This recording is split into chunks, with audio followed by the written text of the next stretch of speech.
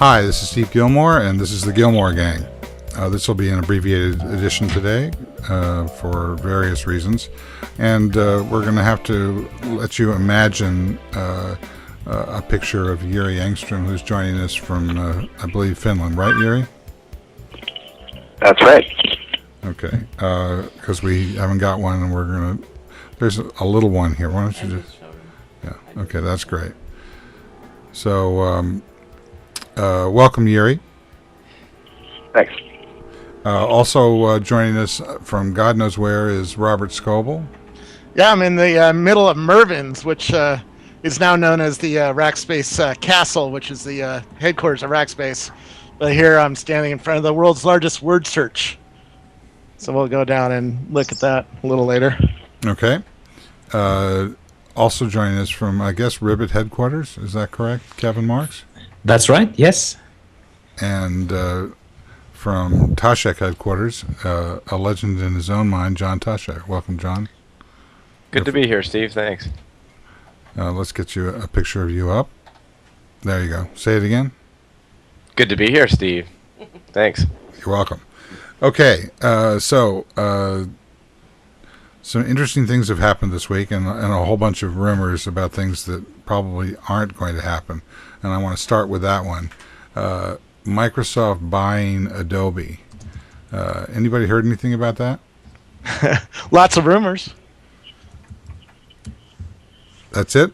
You were always talking about this when you were at Microsoft, Robert. You always were jealous of Adobe.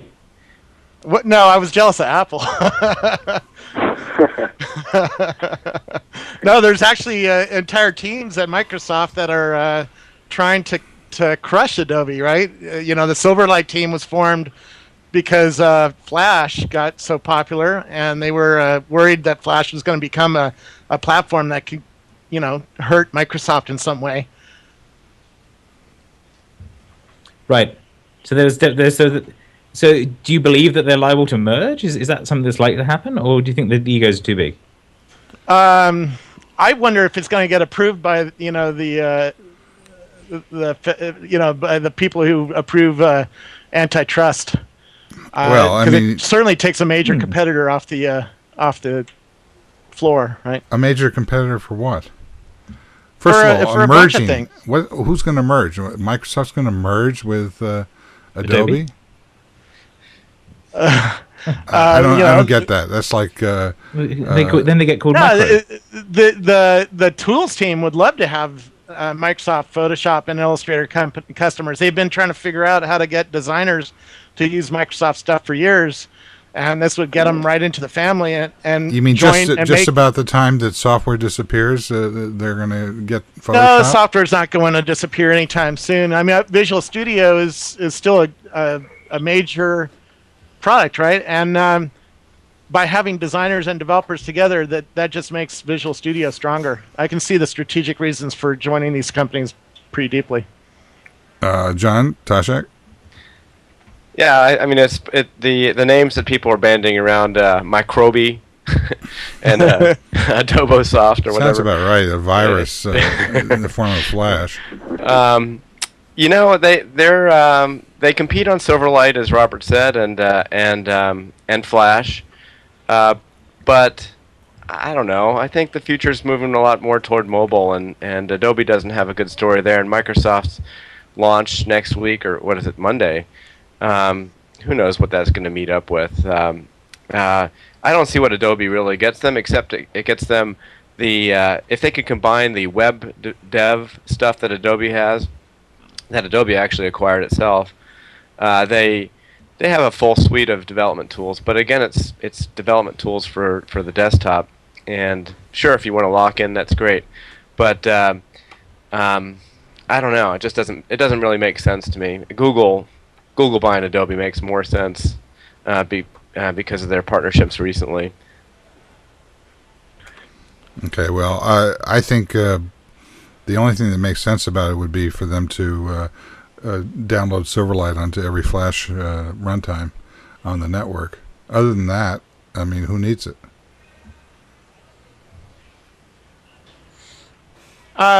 Designers still use, this word search was built in Adobe Illustrator. I'm sure. There's still a lot of people who use Adobe products. They still make millions of dollars in revenue. That's fine. I mean, it's like Oracle buying companies for their maintenance stream. That's what Microsoft would buy Adobe, because they have that installed base on the development tools, on Illustrator, Photoshop, and they would be a competitor to Apple, right? That's why they would do it.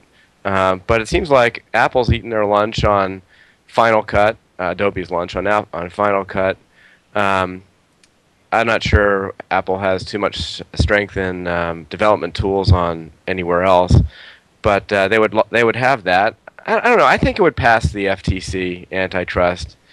I just don't think that it gets Microsoft anything. I don't think it's going to increase shareholder value. I think the companies operate separately better. And I just that's my take on it. Right. I mean, I think it seems like it would be a move against Apple and possibly Google. It almost seems like an acquisition to be made just to keep someone else from having Adobe. And also, like, what would happen to Silverlight? I mean, that's like the question mark for me in that whole equation. Like, what's going to happen in the Flash Silverlight? Like, is Silverlight just going to disappear, or what would happen? Which team would kill which team? Because both teams would not survive. Yeah. And I think since we're talking about mobile, Flash at least has distribution on most of the mobile platforms out there other than the iPhone. So I would say Flash survives. Barely there at all. They're barely there. They have nothing that actually works on any platform.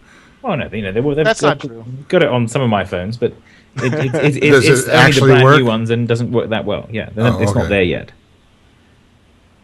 Well, I mean, Silverlight's not there yet either. If you want to True. say it, I'm not saying it is. Yeah. I mean, Silverlight's not there yet on the iPhone, in the same way that Flash is not there yet. So maybe what they would do is call the Silverlight team the Flash, call it Flash, push Silverlight to everybody's phones, and except for the iPhone. That's what I said about 10 minutes ago.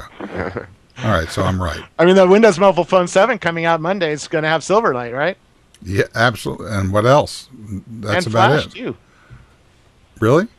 That's the rumors. I don't know. I don't have one of these phones yet. Well, if you don't have one, they don't exist. I had dinner with a Microsoft executive, and he didn't have one yet, and he said he had to wait 6 weeks for him to get it. So. Okay, so this sounds like a January release too. I don't think they're ready yet. We'll see. Yeah, but I think the chat room wants to talk about Evan stepping down as Twitter CEO. That might actually be more interesting than talking about Microsoft. Well, not to me. I think that the idea that there's an asset that Adobe has that's worth buying is fascinating. It shows, I think, how desperate Microsoft's become. I think so too. I think the reason we're struggling with this is because we can't see the vision of the two companies as a merged company, and or even an acquired company. It doesn't strike us as visionary or innovative or anything except a defensive maneuver, and that's why we're kind of struggling with the question altogether.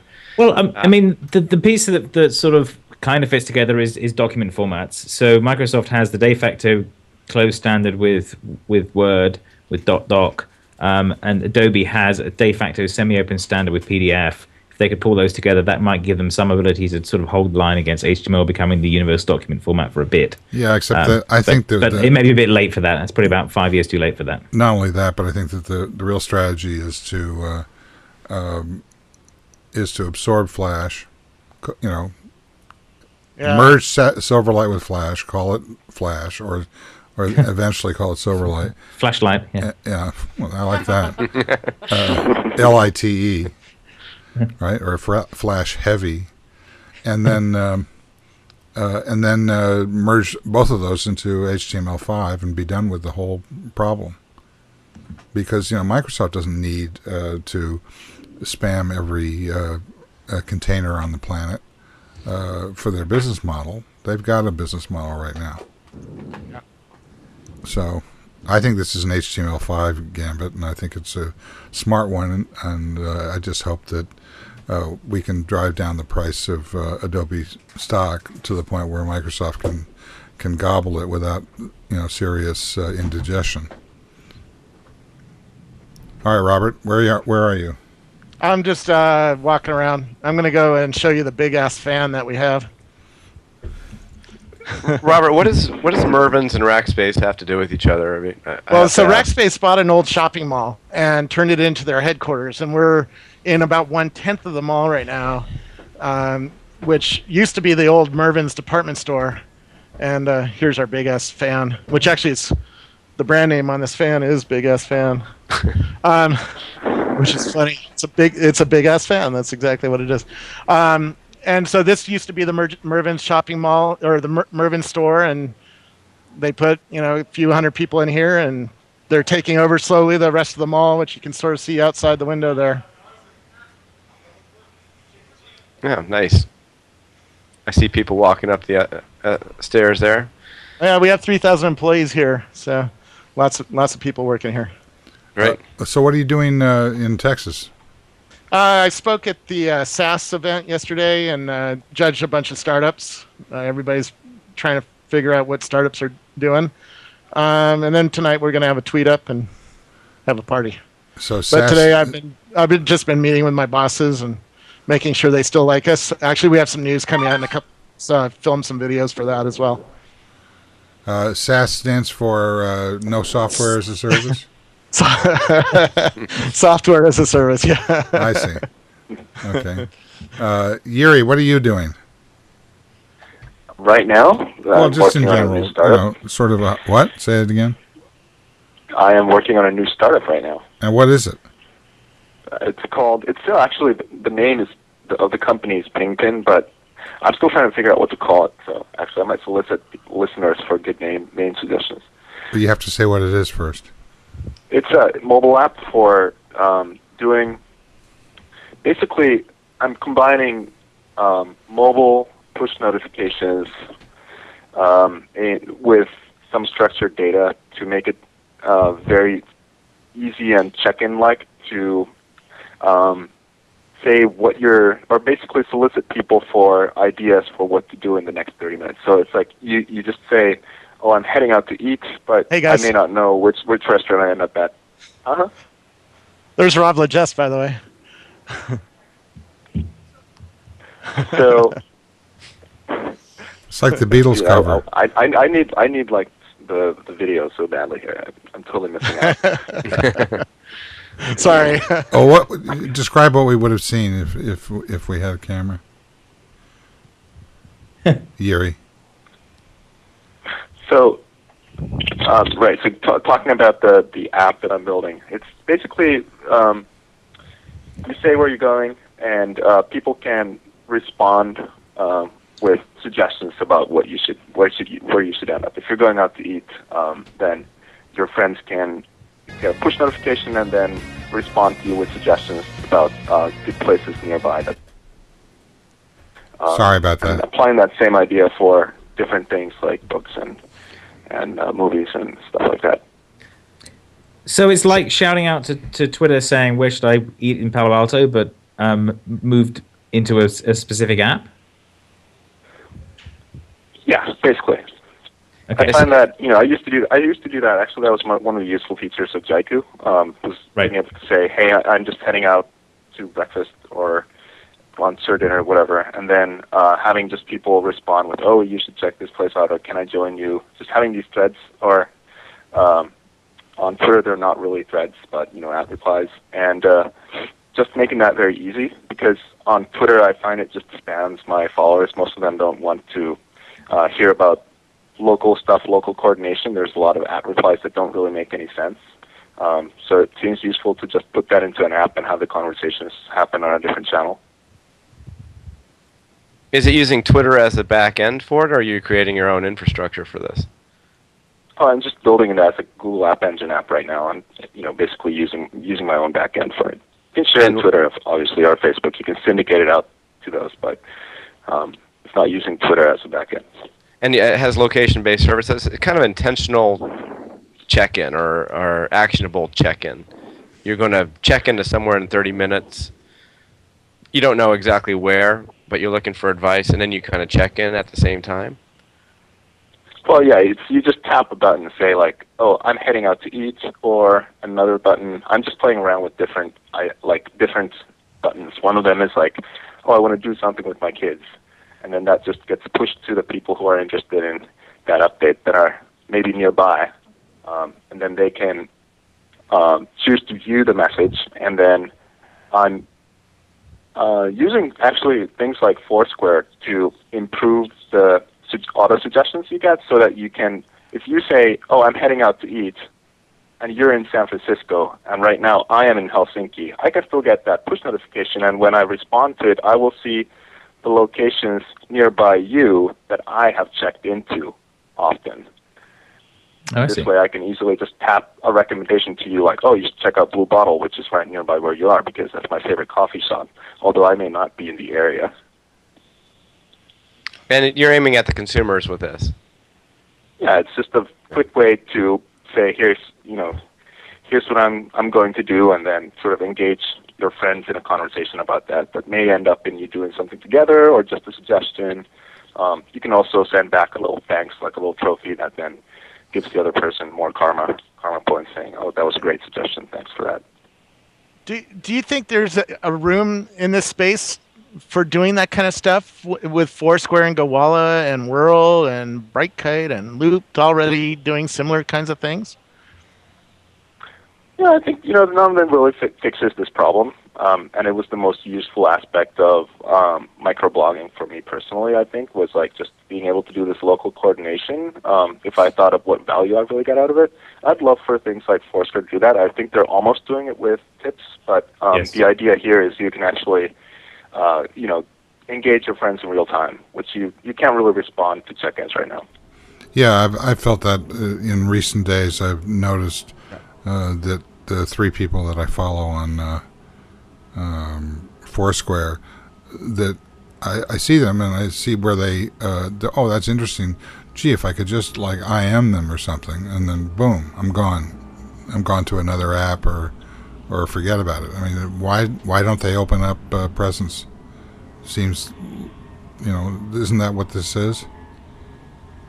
Well, it's available for the API. They just haven't exposed it. I've used other Foursquare clients that will tell me how many people are at a certain location and stuff. Yeah, but I'm talking about a chat back end. Yeah. Well, yeah, they've only got shouts, which doesn't quite do that. That's true. The tips are starting to be more surfaced a bit more, which was the thing that was quite interesting about Foursquare when they first did it. The other thing about the sort of economics behind checking into a place and being able to essentially barter with a company for, oh, that's interesting. Well, but this store across the street, they're telling me I can get the same thing for 10%, more off. And then if you can have that, then why not have a conversation between the two stores, and you can sit back and let them negotiate themselves down to while you go and have a cup of coffee at some other place. I mean, the whole. I think the idea. Go ahead. The idea makes a lot of sense.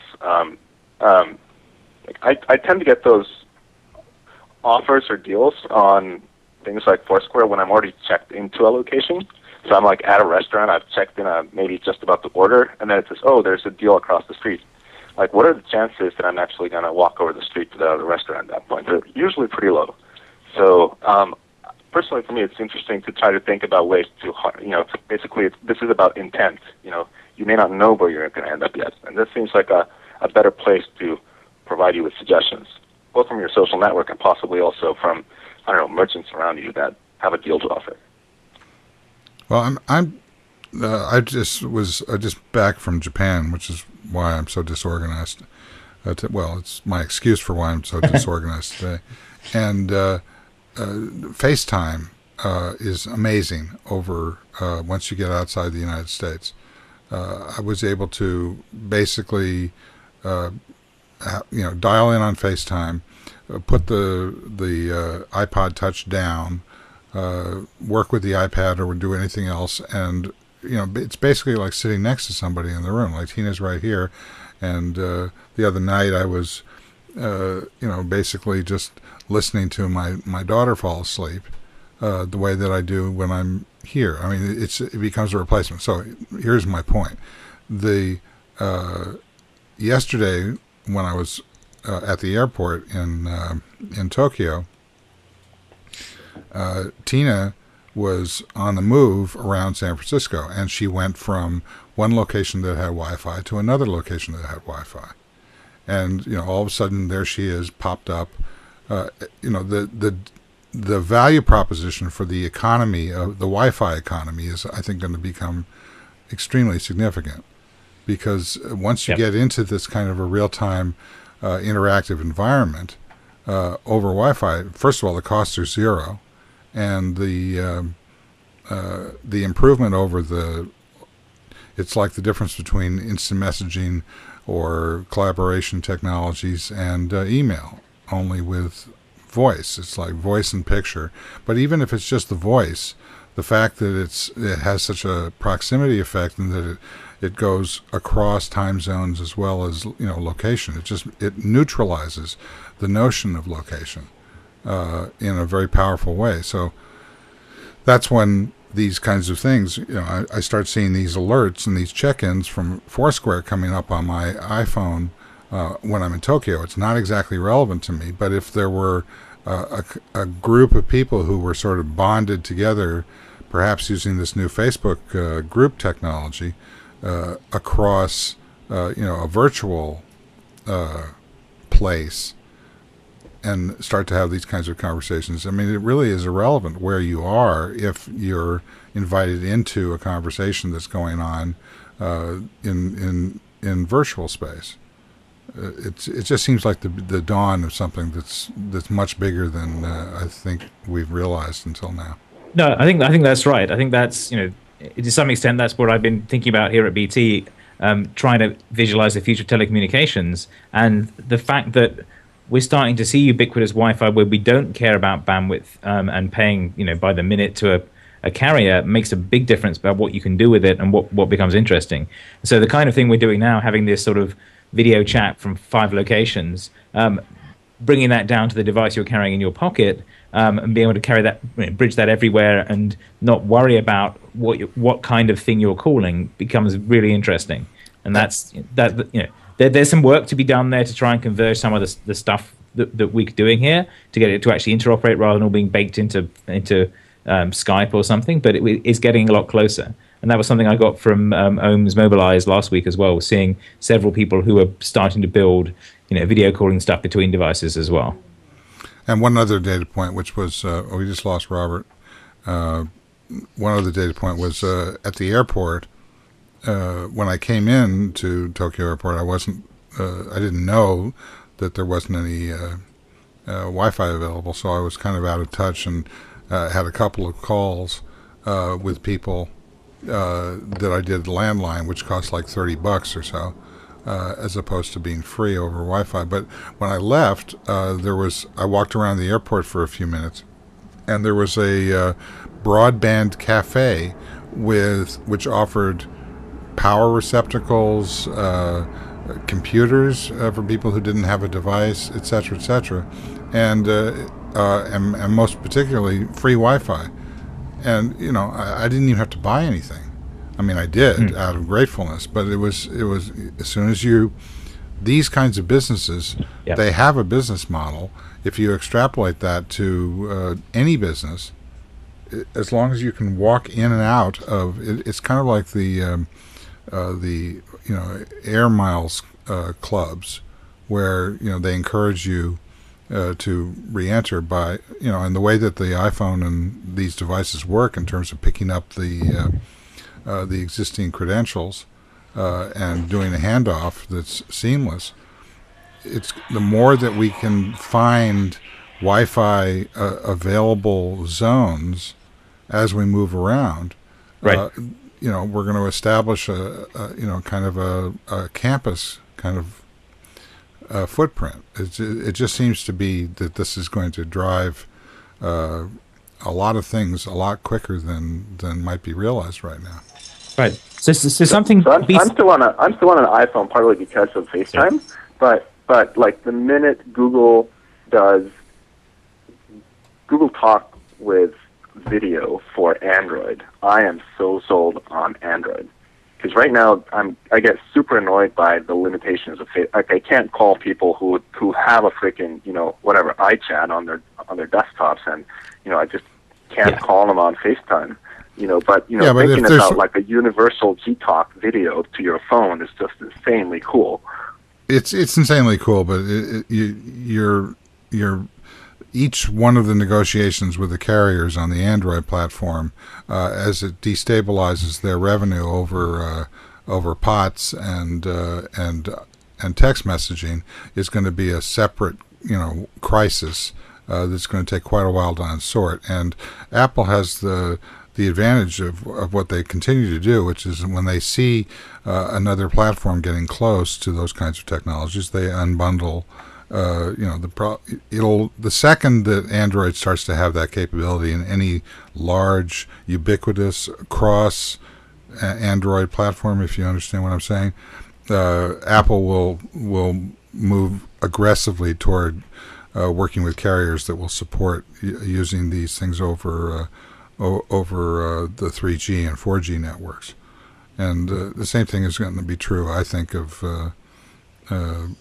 they've already committed to, at some future date, which is probably a week before Android is capable of doing it, unbundling iSight or connecting iSight and FaceTime. So, I just don't see this as some sort of hard-coded target, and I agree with you that no, it's a question of getting stuff to actually interoperate, which the lower level is all there. Everyone's using the same codecs and the same protocols pretty much. It's just getting the actual plumbing so that we can actually call between systems is what we need, and I definitely see that coming.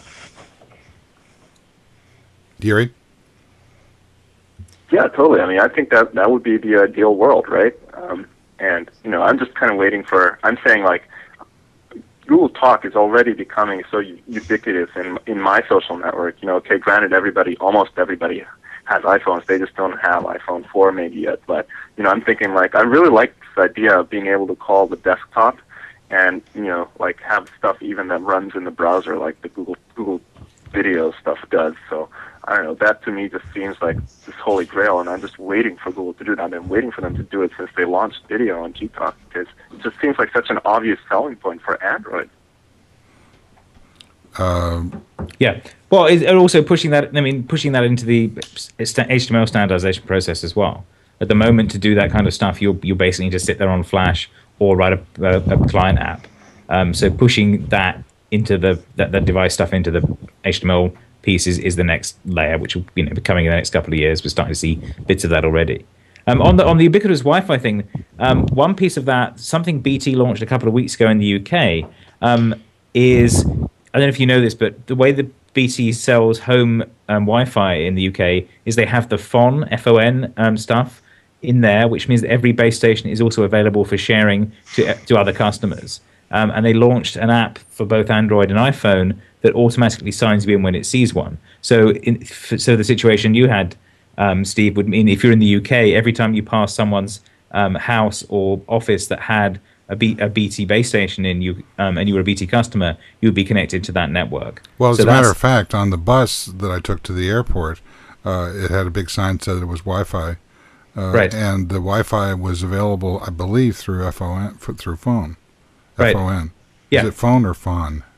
I say phone, but because phone is really confusing. But who knows?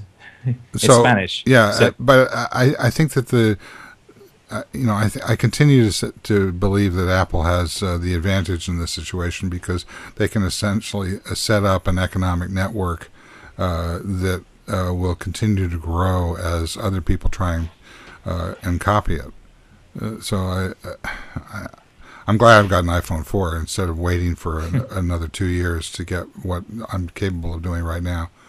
I know my daughter appreciates it. That it was an investment that promptly backfired when my other daughter lost or had her iPhone 4 stolen, but she wasn't using it to call me because she doesn't really want to talk to me anyway. Well, the thing is, you can use the Touch now as well. That's the other thing. The iPod Touch is just phenomenal. Yeah, no, I've got it here, and it is a lovely thing. It's tiny, lovely screen, very, very impressive. John Taschek, what do you think? I know what you think, but now you can tell everybody. So I should mix it up a little bit. So Well, you don't can really pretend know what that I you think? don't think what you think, and then you argue with yourself, or you can just tell us what you think. Yeah, that's true. I do argue with myself. That's how I get things done. So the iPod Touch, yeah, it is cool. Of course, I don't use that any of the FaceTime stuff, but I think it would be really interesting as a. I think the market would benefit. I think Apple's going to drive the market through its marketing of FaceTime for video. I think all these other companies like Yahoo just announced something today that they're going to do something. I'm sure Microsoft will have video. And if you put something on the Android platform, we'll have 4 competing frameworks that all support video. And that will eventually drive the market, just like how there was ICQ at one time and Yahoo Messenger and... well, that's not the best conversion story. That took about 10 years. No, but it was a Yeah, terrible, and it still terrible hasn't one. But it's going to converged. happen the same way, maybe a little bit faster. Maybe it'll take 5 years. I still think video is good in certain circumstances, like for family and for certain kinds of conversations and things like that. I just don't see a huge hockey stick yet. I think it's a year away or so away. Maybe I'm off on that. Yeah, I think you're off on that. Okay. Well, Here's why I think you're off on it. The personal dynamics, as I know Salesforce, among other companies, is betting on, how they move into the enterprise. They move much more rapidly than people commonly realize or even think about or care about. And when you talk about eyesight, for example, or video conferencing on a laptop machine, except for Scoble, of course, who does everything first and in greater numbers than anybody else does. It's not easy to carry a laptop around without inviting conversation. I mean, if you carried a laptop at the airport around and did this, you would be arrested because you were casing the joint. But people do not argue with or even think twice about the fact that you're sitting there with this iPhone or an iPod Touch, that you're talking to somebody around the world in real time. Yeah. Also, you can move with it. It becomes a device that, instead of saying, well, let me describe for you what it is, you just turn the camera. You push the button and the image flips, and suddenly not only are you being transmitted, but your location is being transmitted, and the feeling of what you're seeing and what's going on there. Now, to think that that's not going to have applications for business use. The other thing about Japan that was interesting, many things were interesting, but specifically was and I'll probably get the terminology wrong because I couldn't quite understand it. That's very nice. I was thinking of riding it around. Are you going to do it? Yeah. Okay. The other thing that was interesting is that in Japan, they have a Galapagos phone. John, do you know anything about this? I don't. Okay, I think it's a sort of derogatory term for the fact that the platform for 3G has been built out for 7 or 8 years in Japan. They're way ahead of us. I think there's a 90% penetration of 3G in that market as opposed to about 30% over here. And so it's kind of like the French system. What was that? The computer terminal? Minitel? Minitel? Yeah. Wow. It was way ahead, and now it was so far ahead that now it's not a standard. Therefore, it's way behind. So that's cool, Robert. Yeah. They're a lot of fun. So the Minitel, I'm sorry, the Galapagos, I apologize to everybody for this, phones, among other things, I noticed when I went in a store to do some quick shopping before I left, and people have their phones open, these types of phones, and they're using it to scan barcodes or whatever the kind of indication is on products, and and see what the price is and see what a comparative price. They're into e-commerce so far ahead of us, it's not funny. So if you abstract that, Whoa! yes, this is a look inside the adult mind of Robert Scoble. Accelerating tiny shiny objects at every second. Okay, Robert, where are you? I'm in the Rackspace head. The network Did you just is- wreck? Yeah. Crash. He had a Wi-Fi crash. Anyway, do you see what I'm saying, Kevin? There's this. Yeah, There's there's this. this assumption that it's something you socially, it's something you carry around with you, which is, I suppose that's kind of, you can see that if you wander around the right bits of San Francisco, but it's not mainstream here in the same way it isn't in Japan. And So it's that's very true. just as John was talking about, or we were disagreeing about, as a video device, certainly it has limitations in terms of its adoption, but as a video / e-commerce device / location meeting negotiator, the kind of thing where you can sit down wherever you are if you're in Wi-Fi range and join a conversation, as there are bridges that let you tap into social networks behind the firewall. That's going to happen momentarily. Yeah. So I think that's going to drive this technology, and it'll also, as I think Jyri and all of us here are suggesting, it's going to drive the adoption of compatible standards across all these devices very rapidly. Do you agree with that, John? I think there's about 300 million people in the United States, and say 250 million are above age 10, and there's probably about a few million using FaceTime now. And depends on what you mean by hockey stick. So if it goes to 20 million, is that a hockey stick for you? Yeah, sure. It'll go to 20 million. If they all have discretionary buying power that is at the top of their market, yeah, absolutely. I think that's enormous. I mean, what are we talking about here in terms of corporate use? It's going to go through the roof very rapidly. Yeah, and then enterprise sales channel, you'd want this to happen. I think it's going to take a little bit longer. I think in the customer service world, where you're right now, there's chat on chat's just coming into a lot of companies, and these companies have outsourced their call centers to different places. They maybe don't want those people to be on video, so your video connections to customer service aren't there. I think this is something that's going to come later, and I do see a large penetration here, but it's going to be a while before it's got an enterprise value. That's not saying I'm not looking forward to it. I think it will be really good. I just think that the way people work here in the United States, or maybe we're a little bit behind. Infrastructure-wise, we're a little behind.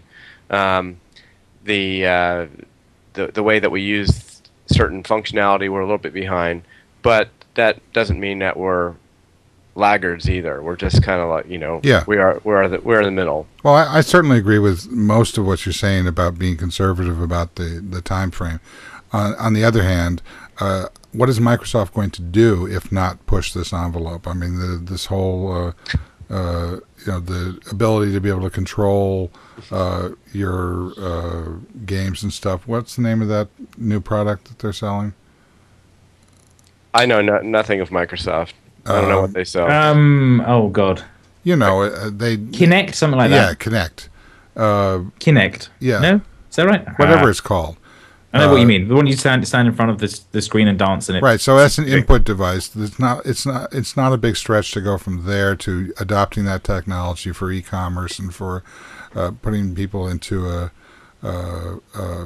negotiation mode inside of on the move, and combining these devices that you use to go through bridge tolls, etc. Mm-hmm. As those all become part of a smartphone experience, the ability for even third parties, in fact, especially third parties, to come in and basically connect and offer bargains across, becoming middlemen for negotiating prices as people are on the go. I think it's going to be huge.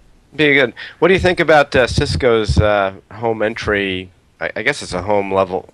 It's not personal, but more of a home video conferencing option that does the telepresence in the home. Is that just like? It sounds wildly expensive. I mean, why do we? Why do you $400 need or that? something like that. I think it's $600 first of all, and I think it requires $24 a month or $25 a month, retainer in terms of the infrastructure. I think that it's going to cannibalize their larger boxes. So if they push that out to whatever that marketplace is. Robert, you famously went to that telepresence thing, and does that seem like a growing market for you, or are they sort of stuck at the high end? I can't hear you. It's going to be hard to justify anybody buying this. I mean, we're already doing video conferencing with Skype. Look at this call, right? This didn't cost me $600 additional to add on to my MacBook. Yeah, but the limitations of Skype in a business setting, I think, are fairly substantial, or be used more. I mean, I don't see but there's people lots of using it at companies all. out there that are using Skype-like things to do video conferencing for far less money, or at least far less initial money. They do a monthly fee kind of thing. Jyri, what do you think? Do you think that? Yeah, I think there's two points here like that on mind. First of all, this is a classic disruptive, kind of like a market disruption going on with video here. When that started with Skype early on, and it's been surprisingly long in the coming, just because I don't think Skype video calling has caught on as quickly as I would have thought it would originally when this came out. But really, I mean, what's going on here is that video calling is becoming ubiquitous, it's becoming mobile, and it's becoming free or close to free, and that's just bad news for anybody who's up at the top of the food chain with really high-end offerings, trying to sell those to corporations, and we're just going to see those people, their lunch slowly being eaten out from underneath them, and there's nothing they can do about it really, and that's kind of my sense of what's going on, frankly, with the whole Cisco deal. Second point, just from like a sociologist background here, is like I wonder when we get ubiquitous video calling on mobile devices, is that I don't know how you guys envision this going to happen, but is it going to be uncomfortable for somebody to say, well, could we just do voice because I really don't want to show you my face right now? It's like how are the social norms going to play out around this? Is there going to be an expectation that you should be on a video call every time, or how's that going to play out? Well, my experience with that is the way I gauge that. Well, first of all, Taschek, for example, he's just meeting phobic to begin with. So there's certainly you don't want to have to go and get dressed in order to have a phone conversation with somebody. Exactly. But the other measure that I have of this is my almost 10-year-old daughter. She's fascinated by this, number one. Number two, every time she is on a video call with me, she spends the first few minutes going like, and making faces at the camera and going, exactly like Scoble. It's kind of like you. No, it's kind of like Scoble. That's what it's like. It is exactly. Like Who are you? Scoble, But eventually, driving around in a and Robert is the rule that's the exception. Is that eventually you get tired of that, and you start. It's like the fourth wall in comedy or drama, where it recedes into the background and you forget that it's there. The suspension of belief in film. You start caring about the people, even though they're artificially constructed and aren't real. So I think that as we get used to it, it's like the way we've gotten used to the latency of cell phones. One of the reasons that this conversation works on video is because we're so used to an average latency on cell phones of any conversation. Since most landlines are gone, we're used to a certain kind of delay, and we've learned how to accommodate it. So I think that we will rapidly do the same with video. Robert, go ahead. No, I agree. If you go to Simple Geo's office in Boulder, Colorado, they have an LCD monitor up on the wall that's always on and is using iChat to show their San Francisco office, and they find that it's even by just using it as like a window into the San Francisco office, it lets people see, oh, the office is busy or it's not busy, or the person you want to call isn't there. It's nice to feel connected that way, and video is unique in that ability. Yeah, I remember doing that when I was working at Google. I'd have a little Tandberg next to my monitor, and it would just be open all day to an engineer I was working with who was in another building, although we were on the same campus. And it was just great to be able to see when, oh, he's at his desk, oh, he's away somewhere, he's probably at lunch right now. It's actually really, really nice for getting a sense of what somebody's doing, and it's much easier to actually ping them on IM and just have we'd have IM conversation, which kind of sounds ridiculous because there we have Tandberg next to us, but it was actually really, really pleasant. It's a good way to co-work with somebody. So we haven't gone that much farther than the first internet sites that showed the coffee pot, whether it was full or empty, or the ones that were focused on the horse, about to give birth or whatever, from 1994. Mm-hmm. Or the difference is film mobility from 1901. But still, I think a lot of people don't want to be on video, but the mobility will give them an entry point into it and accessibility into it. And by the way, I'm not meeting phobic. I'm meeting athropic. Okay, explain. What does athropic mean? I hate them. Oh. Unless you're not afraid of them, you just very really strict despise agendas, them. and they end on time, they start on time. Because of course, I'm in the corporate world. We have a lot of meetings. I have to go to a lot of meetings. But I make I make that personality quirk very clear to everybody, so they don't expect me at every meeting. Okay, well, I'm glad we cleared that up. Can I throw out another thought out there? Just please. One of the things that I actually don't think video fits the very, very small mobile devices as well as it does tablets, which sort of are around when people are kind of fixed and seated, and they have that space for doing something. So I'm really curious what's going to happen when we get a camera and an iPad. Whether people are actually going to start having a lot more FaceTime calls over the iPad than they actually are on their iPhones. I would have thought that was true, and I also want to take care of this discussing Ev Williams' move. It's not Ev Williams. Ev Williams is doing exactly what he's always done. It's that Dick Costolo has taken over, running the trains on time. As they move into an advertising environment, Dick is a master at that, and understanding how you tease data or money from data. Does anybody have any other comments on that? And then I can get back to what's interesting. No, the interesting thing is Dick's challenge is that he's got to decide whether he wants to keep his developers or not, because they've been sort of gradually edging away from they threw a huge developer conference in March, and now they've done a huge amount to alienate them. So the question is, how much he wants to maintain that and how much they want to take inside, and that's his big decision he's got to make, which is a better one for him to make than for Ev, I think. Right. Well, but Ev's made it very clear that he's going to throw developers under the bus, has from the beginning, and will continue to. No, it was not from the beginning. This is a transition in the last 6 months. Right. Track will be back any minute now. No, I have it. Putting on Chirp in May was a major commitment to supporting developers, and now they're saying, oh, everyone's coming to the website. They've chucked all the links to the apps off the front page of Twitter. I mean, Google, it's quite significant. Google was going to sell that phone on the website, and what happened to that? I mean, people they change. They try things, it doesn't work, and they move on.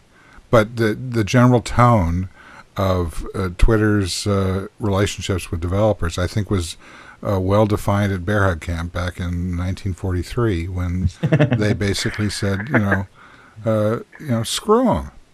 You can do it, play, have fun, just as long as you understand that when we see anybody making money, we're going to take their business and we're going to incorporate it into our product. I mean, I think the effect that had, by the way, Steve, back at Bear Hug Camp was, which I was following over a live video feed, just as a side remark, was that developers thought, oh, great, we'll get acquired by Twitter if we build something that's actually scalable and makes money.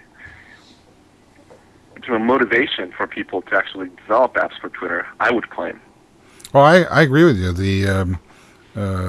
The iPad app, I think they bought somebody and then who was fairly well along, and then just incorporated that into their own stuff.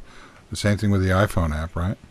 Yeah, that was Lauren Brickster of Tweety. Yeah. So, right. But as I had this conversation with Nick Halstead at Disrupt, he seems confident that he's going to have a stream available for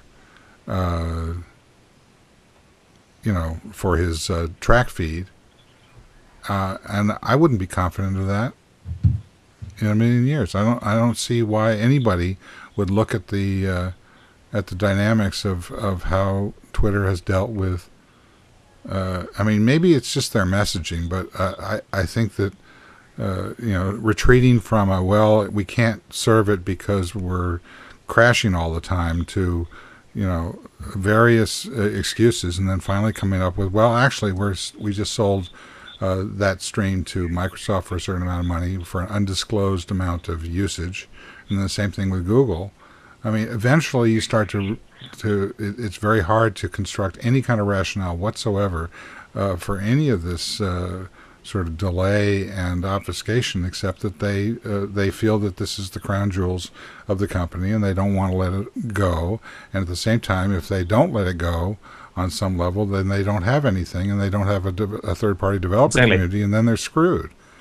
And and Facebook, who, if you had put a bet on it a couple of years ago, they were, in the early days when Dave Marin was basically being sent out to explain away the various impossibilities of Facebook Connect, the first one version, and all that kind of stuff.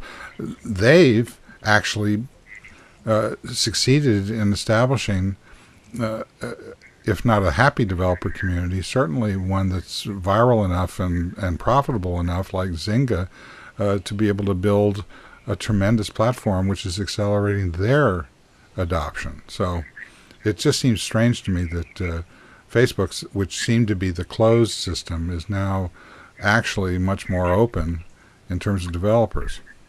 Well, I think, they've gone further through the hump towards being a platform. That was something that was fairly clear this week, in that they're over the, okay, we're big enough now that probably we're not going to get killed by our competitors. We can afford to be a bit more magnanimous about it, and Twitter is just going into that tunnel. And I think they need to try and pull themselves out of that again and get to the place, the other side, that Microsoft and Google and Yahoo and Facebook are getting to, which is, oh, right, we'll give you platforms to build stuff, and we're not going to intentionally sit on you and make it hard for you. We're going to try and make it helpful for you. And Twitter is still on the edge there. Some of the sort of noise coming back from them about how things should work, it still has that very much that mindset of, well, obviously we're the center of the universe, and you've got to jump through our hoops. And that sort of, there's a bit less of that hubris coming from Facebook now. No, not a lot less, but a bit less. So, Robert, can you explain to me why groups are important now? Yeah, groups. I'm just giving you the chance to do this, early, like I gave you with lists. Now that lists are broken, and lists aren't broken. They actually work great. I keep using them every single day. But I know you don't get any value out of any of this new stuff, but that's cool. Well, I got a lot of value out of the 7,000-man technology, genius group that you put me in. I've heard from, it's like a list of everybody that has either fired me or hired me for the past 45 That's years. why I invited you in, to taunt you. Jim Latterback says. So here's the value of groups. We've friended too many idiots, like Jason and Mike Arrington friended this idiot who put him on the NAMBLA group. That tells you you've friended too many idiots. Like I friended this guy, and Timing is everything. timing is everything. This is why I didn't friend you, Robert. Yeah. And so, you kicked me off the friend list, so I can't do this to you. But now that we have our friend list is a mess, and it's a mixture of people we know from work and a mixture of people we know from home, and some family friends and some distant family friends and some people we met in elementary school. We don't have any control of that newsfeed anymore, and this gives us the ability to put some control back onto that newsfeed and say, right, by hey, these are my permanently barring everybody that you don't like from being part of this. It's just basically no, not true at all. In rebuilding fact, the all social of my graph. groups, except for my family group, are open to the public, and anybody who is on them and invited on them can invite anybody else. Which It's the gift that keeps on giving. I think I've got 7,000 emails from that group. this is going to teach everybody how to write Gmail filters. Well, exactly. I mean, this is the buzz flaw again, which is that anything Scoble touches fills your inbox with spam, and it's the same problem we have here. And what it's going to do is it's going to mean that people who have Twitter has a better stability model when you have a lot of followers. It doesn't actually cause them all to be flooded by each other's stuff. I can. To be fair, I can follow Scoble on Twitter without being choked. To be fair, there's a couple of constraints on groups. First, if the group goes over 250 people, like one of my lists does, the email notifications automatically gets turned off, so you don't get notifications from a group that gets super big. The second thing is, if you're getting notifications from a group, you can go to that group and either say I don't want to be part of this group because it's an idiotic group, or two, you can click edit notifications right on the top right and say don't send me anything from this group into my email. Or you could do like what I did and just set a Gmail rule, a Gmail filter. It's but the point is that the basic affordance is now driving you away from having noisy friends and back towards having small friends, which may be a design thing in Facebook. They've always said they want to construct your real social graph, not your sort of publicly right. performed They're doing graph. the same thing they did with translation. They're just letting the audience fix the social graph for them. I'd like to hear Jyri's take on this. If he's still there. No, he's still choked. there. His bandwidth is choked with So the thing, email groups never really notifications. worked with any platform that I've used in the past. Really never worked because it was too big of a hassle to maintain them and set them up. But I think Facebook's at the point where they're at the scale where pretty much everyone in the world is on Facebook. And it seems like that's what you needed in order to actually make groups like a necessity for, being able to use. Nobody can really... despite attempts, it's very difficult to actually quit Facebook because just so much social inertia is taking place there. So how do you make Facebook usable when you have this constant stream of essentially half spam or real spam coming at you through the social network? So I think in that sense, groups are probably the most welcomed, even more than places. Kind of a functioning part of Facebook. The problem, clearly what Kevin just pointed out is groups get spammy too pretty quickly. How can you ever get out of that? I don't think you can, frankly. The only way you can do that is by keeping on chopping it down into subgroups as you go. And I don't know, if Scoble's got some secret top technologists group already in the works where you only have the people who actually are the most interesting ones. But that's generally what tends to happen is you just get, people chopping the big groups down into smaller groups. If you guys remember, there was this service called A Small World that ended up being an invite only for, the sort of high flyers of the world, and they ended up having to, split it into something they called the big world and the real small world when they got too many people on. Well, I just... You guys remember that? Yes. It's the Woody Allen joke about, I wouldn't want to be a member of a club that would have me.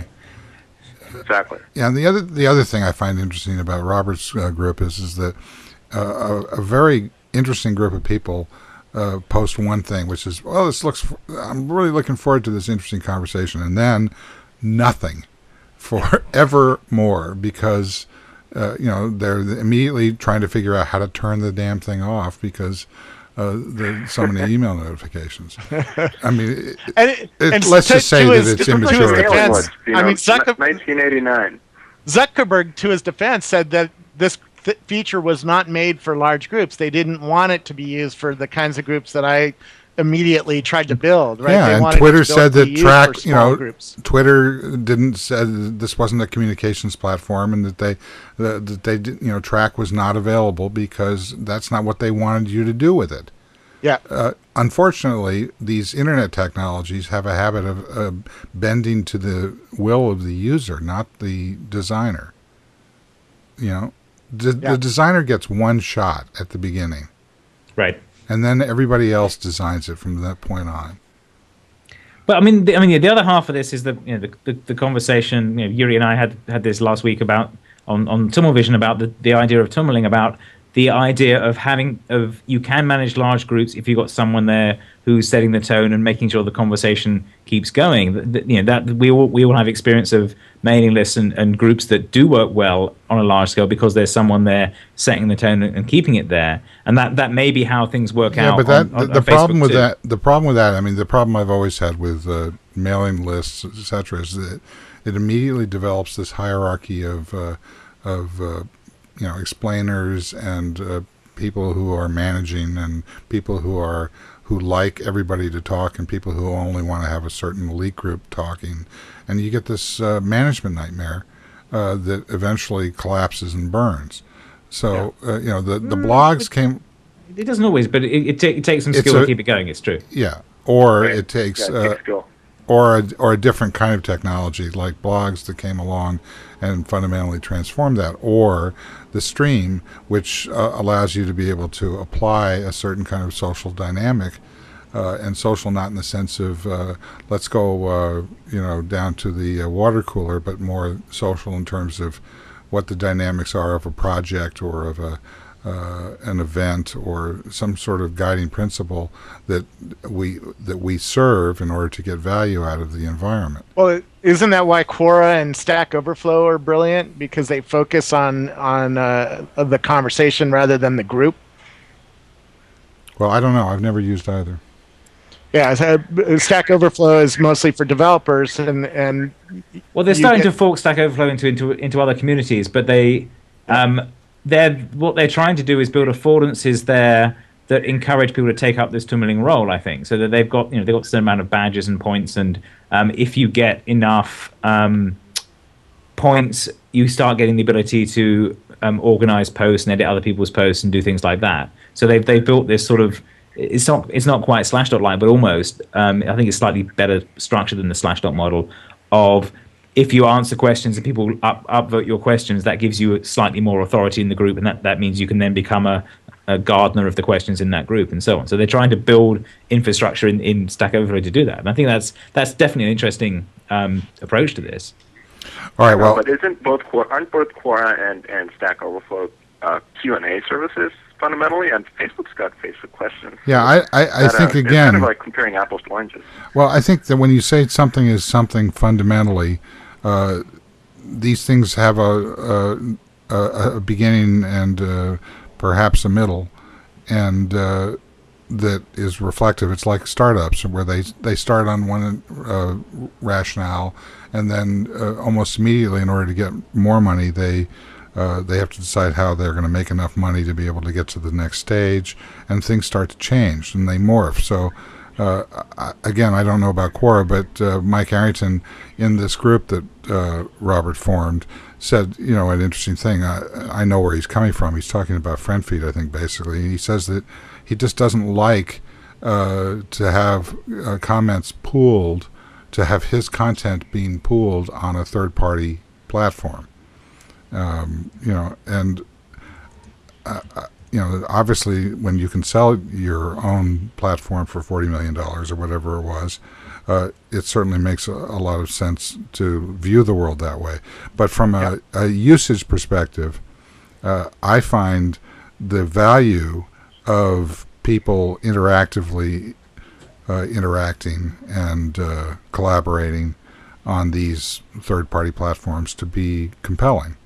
Yeah. So there's a struggle and a push-pull there. But as to Quora being a Q&A site, I think it may start that way, but I think that it will immediately move toward this middle ground where the intentions of the site give way to the effects of what happens on the site.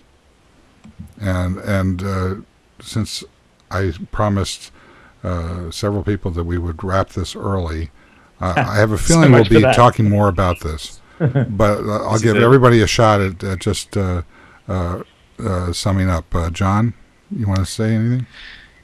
Yeah, I'll end on groups. Groups are a great way of filtering and collecting a set of content and a certain kind of intuitive or corporate knowledge or whatever the social graph knowledge is. I think to start a group effectively, it's not just inviting people, but to actually have a mission, and maybe that mission morphs over time. But just like why are these people gathered together, and what are they trying to accomplish? I think that's we'll learn this behavior, and Facebook groups will teach it to us, because all the other group services like Google Groups hasn't taught it to us, Yahoo Groups hasn't taught it to us, but I think Facebook has a shot at it. Okay, I agree with you. I'm going to leave Scoble for last so he can get on his tricycle. Jyri, last thoughts? Yeah, last thought for me is going to be that I think over and over again we've seen one of the reasons groups don't work in the end is because they're too static. It's because people want to actually come together on a more dynamic basis, sort of more like peer-to-peer ad hoc social networks. My dad, who's a social theorist, calls them knots instead of groups or teams. It's like knots with a K that just kind of come together on an as-needed basis and disperse once, whatever problem these people have come together to solve, gets resolved in some way. And I think the challenge for us building technology is to make technology a structure that is so adaptive that it can be, almost instantaneously created, and, once that conversation is over, it just, disappears. And I think that's the challenge with groups, because groups are much more static things that, just kind of tend to become these dinosaurs over time. Kevin? I think we're still trying to make sense of this, and it is this uneasy balance between anthropology, sociology, and tech that we're trying to understand here. And what we've got is lots of iterations of rules in different products that then end up giving slightly different shapes to the environment. But also, it's very much shaped by the people who join and what they do there. And it's not always clear which is seeding which. How much of Quora's success is that they've seeded a bunch of Valley people who like talking about themselves, and then they have a bunch of questions about startups, and it works if you care about that stuff. Doesn't really work for anything else. How much of Stack Overflow is that they've done a really good job of seeding it around particular technology, so they can attract the things, because we are all frustrated with the way mailing lists work. So. I'm still intrigued by this, and I still think that we've got a long way to go on this. And watching the differences between how group interactions and sort of mass conversation happens on Twitter and how it's happening on Facebook and Buzz is really instructive in this, because they are like sort of controlled experiments in different worlds. Okay, Robert, last words. That's Rob LeJess that you always thank at the end of the show. I'm about to, so you can keep start driving around the Rackspace with my go-kart. Okay. I want to thank Rackspace, and particularly the guy you just saw, Rob LeJess, without whom this would have not gotten back on the air. And same thing for New Tech and their TriCaster, without which this wouldn't be on video. I want to say our daughters lost a friend in their school community this weekend due to a head injury sustained in a soccer game, and our hearts are breaking. And I lost a brother and a sister at very young ages, so I know how they feel. But I think we all know how devastating these kinds of things can be to, especially the parents.